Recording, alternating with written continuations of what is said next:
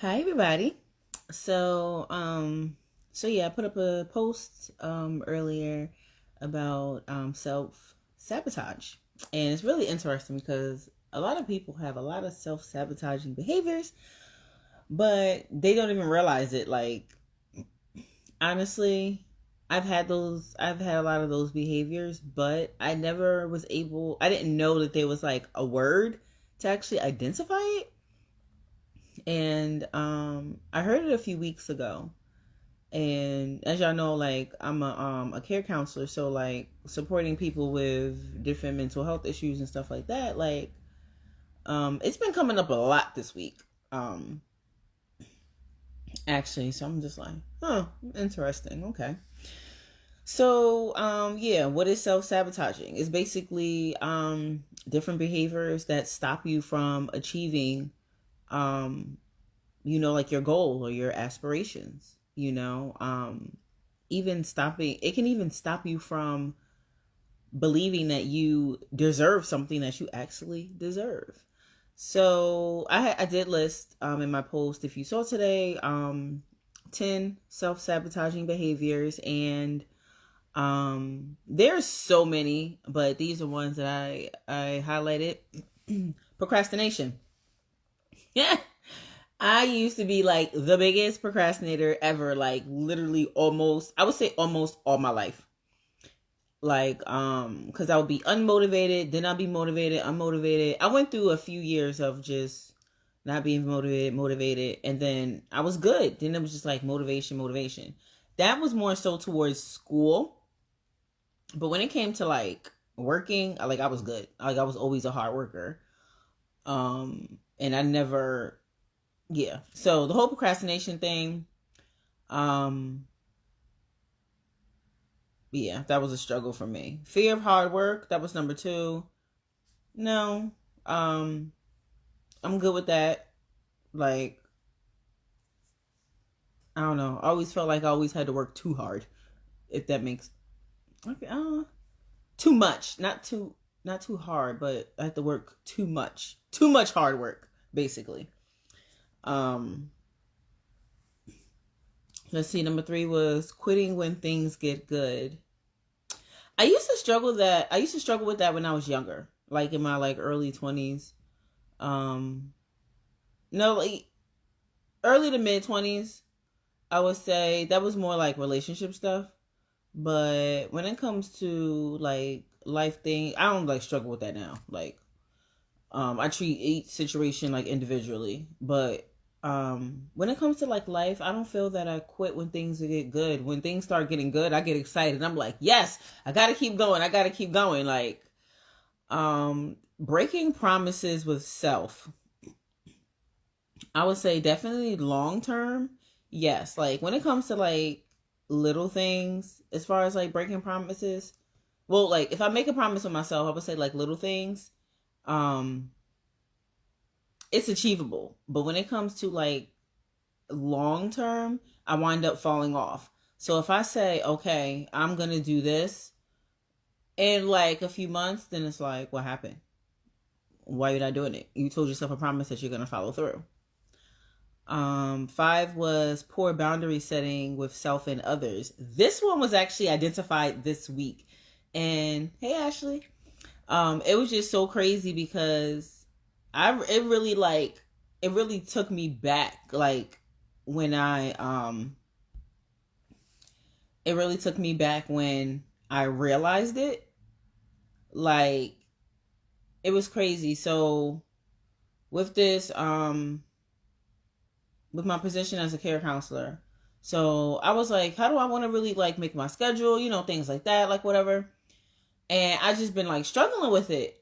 And it's not that hard. Make a schedule and be done. Like, it's really not that hard. But for some reason, my little overthinking self, because I try to accommodate people, you know, after like a few weeks in, I'm like, all right, so let me try to figure this out. Well, it actually took a friend to need me to assist them with some things for me to adjust my schedule.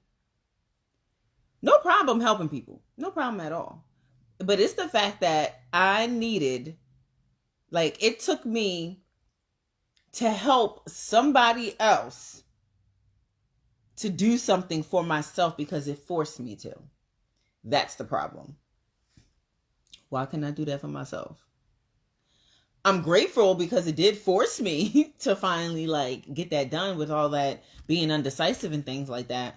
So that was something that I realized that I actually do a lot more than I thought. Refusing to seek help. So this is a tricky one for me. I would definitely say this is a behavior that I do have. So it's like, how do I explain this? It's because it is half and half. So the first piece is like, okay, I do struggle asking for help because I'm like, I'll just do it on my own. I'll figure it out. And I'm most of the time I do, but I do have very select few people that I do turn to, and I'm just so blessed that I have them in my corner. You guys know who you are, and I appreciate you and love you. But then other times I feel like people will say that they'll, if I need help with something and stuff like that, and I just feel like either they may just be too busy realistically, or like maybe at some point in the past it's like, all right, well, I did ask for help and then it was just like it never happened. So then I'm like, oh, I ain't gonna depend on you for nothing, so whatever, it is what it is. So that's why that's half and half. 7, making excuses for your own behaviors. I'll be the first one to say, like, it is what it is. Like, if I'm not making an excuse for myself, I might not tell other people the excuse. Like, you know what I mean? Like, kind of like, how do I say this? I might not talk about it, if that makes sense. Like, if somebody talks to me about it, then I'm like, yeah, it is what it is. It's the problem that I have, blah, blah, blah. But I'm not going to sit there and try to, like, defend myself, if that makes sense, because I don't know. I'm kind of for the most part, like, cut and dry. So let me see. The next one was not setting clear expectations. I've gotten better with this throughout the years because this whole expectations is a whole like thing in itself. That is a whole thing in itself. Because the thing is like, if you're not clear about what you expect or what others expect out of you and all these things, it just leaves all this room of confusion, disappointment. So I would say like, I've gotten better and I can definitely improve in that area. Comparing self to others. I would say I struggled with that piece as a business owner in the beginning or middle, somewhere like that. But now I'm just like, it is what it is. My journey is my journey, because Yah is taking me in different directions, and it's so beautiful, and I love it. Sorry, getting a text message. I don't know if y'all can hear that. Oh my gosh. Let me see if I can turn this. Can I like put this on silent? Okay. So, yeah. But when it comes to like other stuff, I don't care. But I'm just like, whatever. I'm just focused on me. So yesterday, I was watching my 600-pound life. And I've watched the show like a few times. I don't really watch live TV, so I watch like YouTube. And it happened to like pop up. So I would say like the last 2 weeks, I've actually been like not watching full episodes because they only have like the clips. So I've been watching the clips and I don't know. And then yesterday morning, I was finishing up my workout and I just found myself, I just realized like, why do I keep watching this show while I'm working out? Like, it was just weird. Like, I don't know. I just realized I was doing that. But I do watch other things when I'm working out. So I'm like, well, maybe it's just that. But then I'm like, is it something deeper? Like, what the heck? Like, I don't know. It just stuck out to me at the time. Then later in the day, I did have, another part of my workout to finish, because yesterday was just like, I don't know, just kind of busy, crazy day. And then it was this one episode where this woman, she had two children. I don't know how the older one, well, she lived with her mom and then her two kids. I can't remember if it was somebody else in the house, but obviously she was very limited in her mobility. She was able to be mobile though, so she wasn't like fully bed stricken. She was able to get around with a walker, and then like some of the time without it. She had two children. She had a 10-month-old, and then the oldest one was, oh my gosh, the oldest one had to be about anywhere from like the age of 10 to like 14, somewhere. You know, these kids are grown nowadays, so you can't even tell. And I saw that, and just the look on her oldest daughter's face, like her carrying a 10-month-old, like helping her mom out, you can see that she did love her mom to help her, but you can see the burden on her face, like, because she has so much responsibility. And it just made me think of me and my sister, because my sister's 10 years older than me.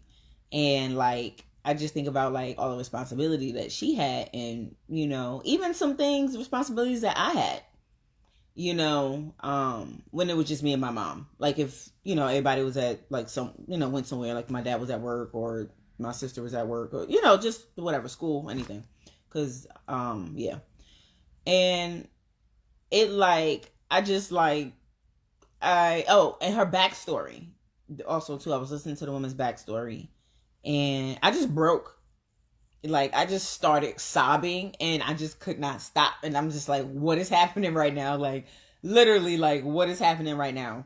I don't know why I'm crying. And it's like, I knew why, but then I really didn't understand it. And then I was just sitting there, like, reflecting, and it's just like, you know, a lot of people always judge these individuals for being so heavily overweight. But a lot of these times, you know, people don't take the time to realize these people went through trauma. You know, a lot of, you know, something happened in their life that they turned to food for comfort.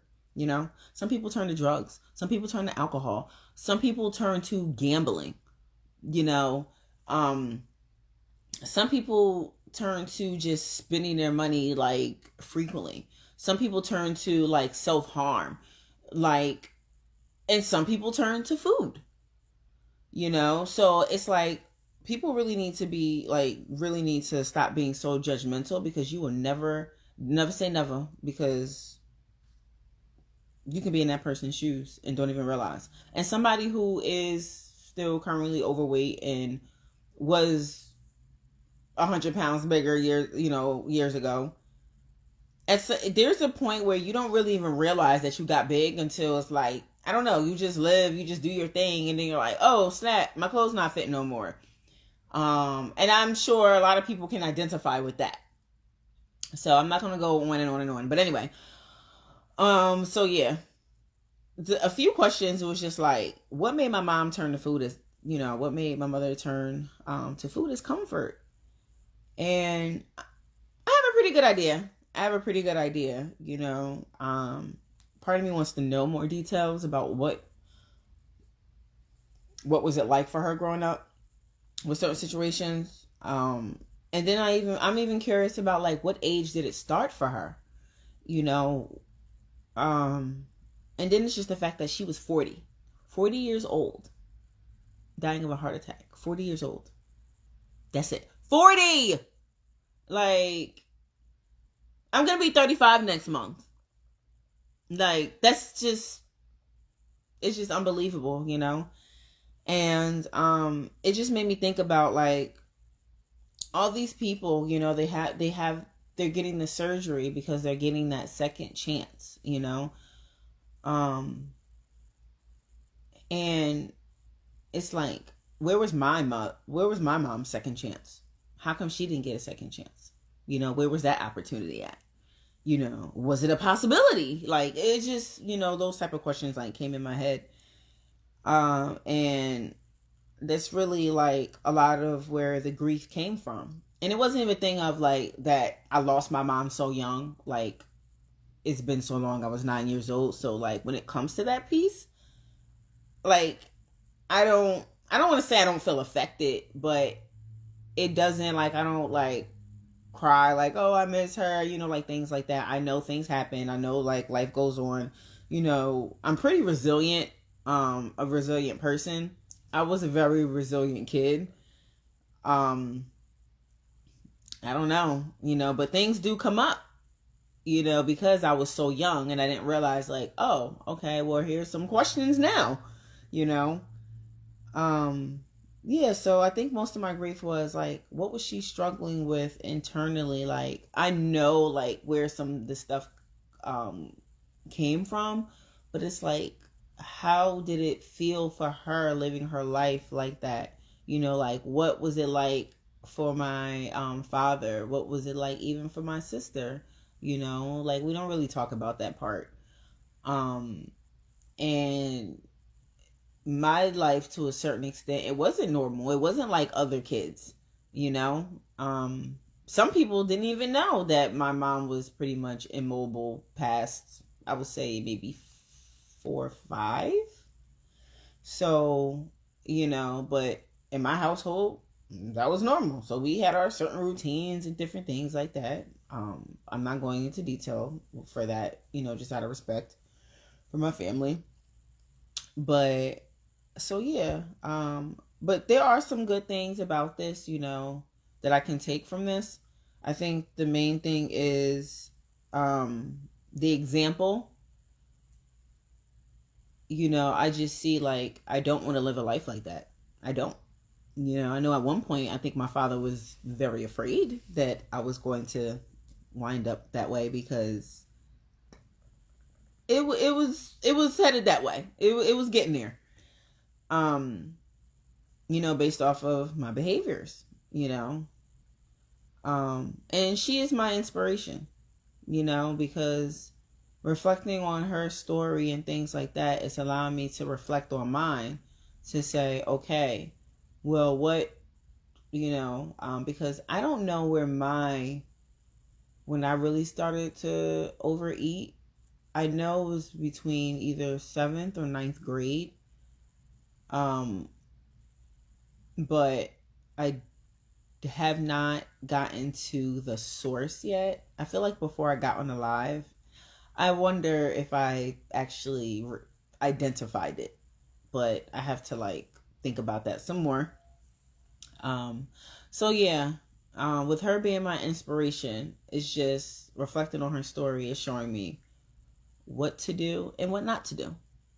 When we have situations that are inconvenient in our life, we can either cry about it and whine and complain, or we can say, okay, what is the positives that are coming out of this situation? And these are the positives that are coming out of this situation. Um, yeah, and it's just helping me continue to break these cycles. So I just wanted to share that, and thank you for listening. Hey, Fatima. Hey, boo boo. I love you. So, yeah. I will holler at y'all later. I'm about to enjoy the rest of my night.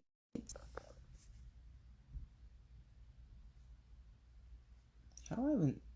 I never know how to turn this thing off. This is so annoying.